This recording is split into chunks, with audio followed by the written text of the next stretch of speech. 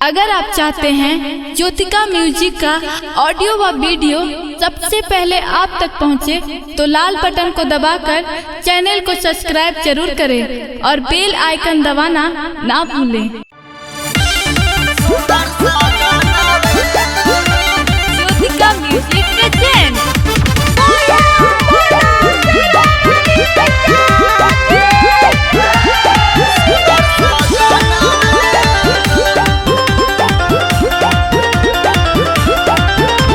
सुना ये नाना दो करला नवमी के पूजा हो।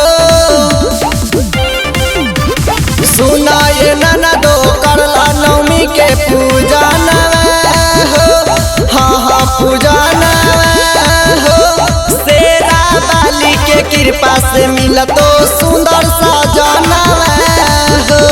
मई हर बाली के कृपा से मिला तो सुंदर सजना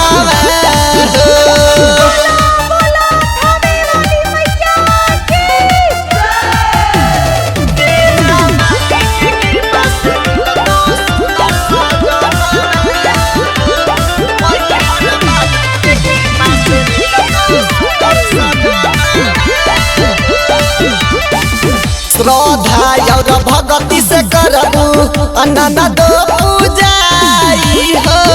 पढ़ल लिखल दुल्हा मिलतो रंग रूप गोराई हो।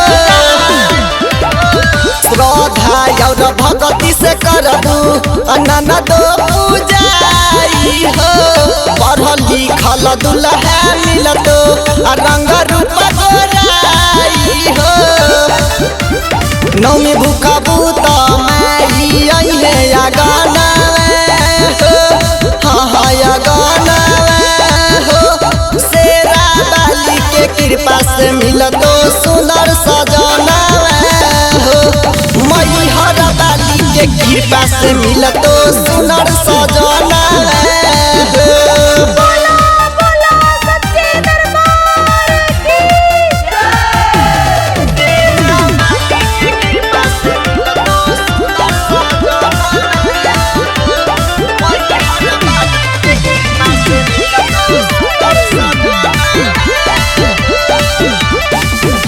राहुल के फुलावा से ननदो करी हो सिंगारावा हो। संगे में जैथुन ननदो राजा समीरावा हो। राहुल के फुलावा से ननदो करी हो सिंगारावा हो।